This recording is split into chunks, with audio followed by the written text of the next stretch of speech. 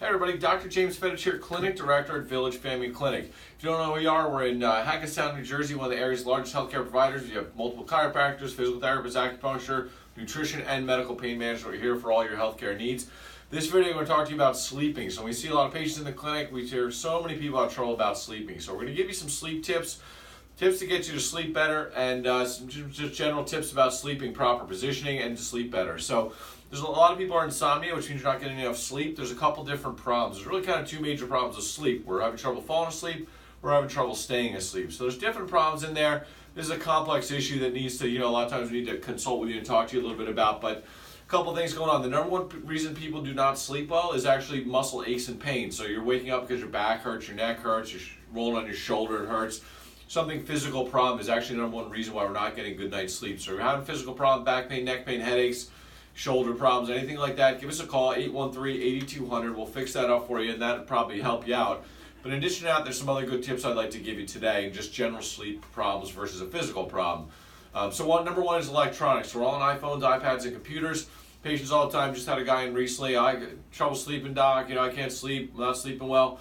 And I kind of talked to him a little bit about this kind of stuff, and it turns out he leaves his iPad on the alerts on, and he's getting email alerts all night. And of course, it's waking him up multiple times. He's not getting good night's sleep. So rule number one for getting a good night's sleep is turning electronics off an hour before bedtime.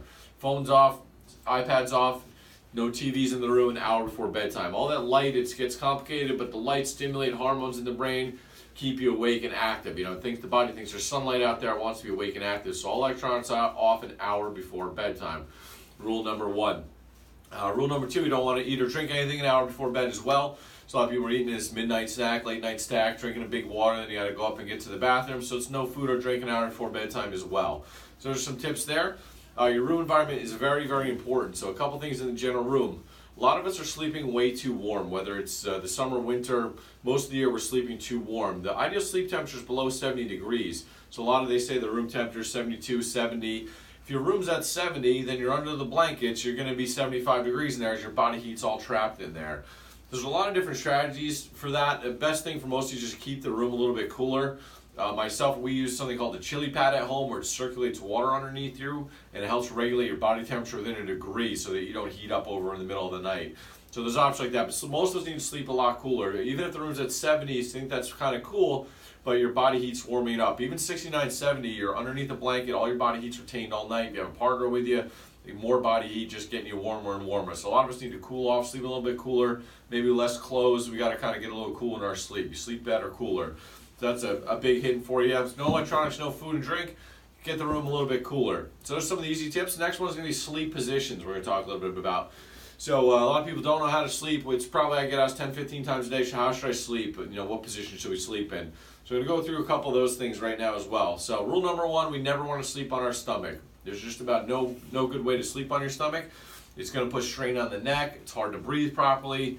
It's really not a good idea to sleep on your stomach. And for women out there, they say it gives you wrinkles quicker if you sleep on your stomach. So that's the way I get my women patients to stop doing that. So you can sleep on your back or your side. Either way is fine. People ask me which way is better. It's hard to change a habit one way or the other. Oh, and if you do sleep on your stomach, the easiest way I found to change that habit, get one of those long body pillows at Target or something, just those big, long, inexpensive pillows, and start putting it underneath you and start gently turning you off your stomach. So side or back is okay, whatever's better for you.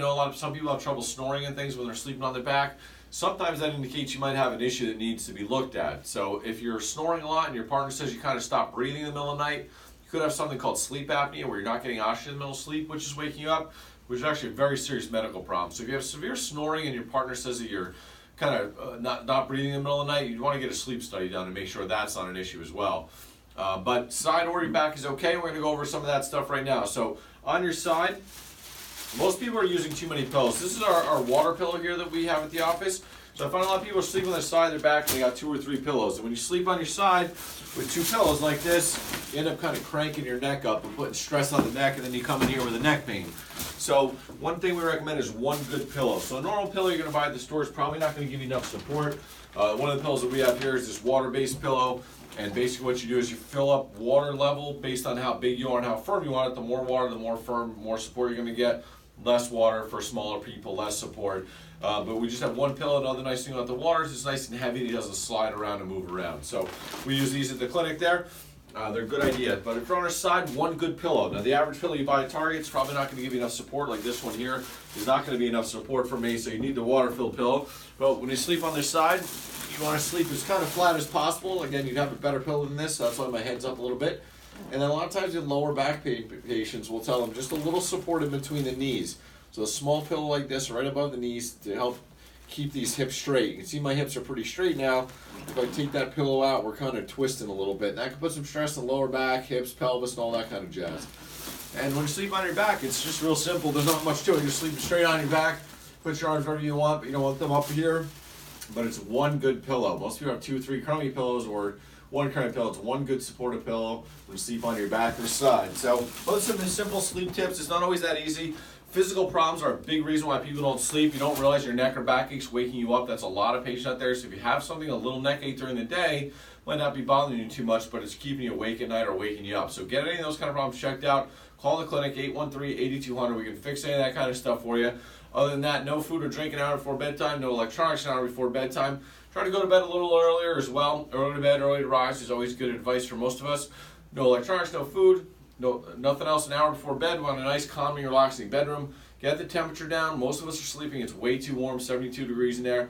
So we want to cool that down a little bit, sleep a little cooler. And sleep positions, we're going to be on our back or our side.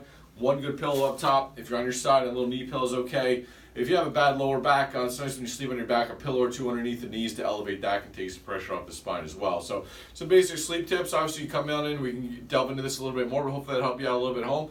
Any questions, check out our website, hackettstownfamilyclinic.com, or give us a call, 908-813-8200.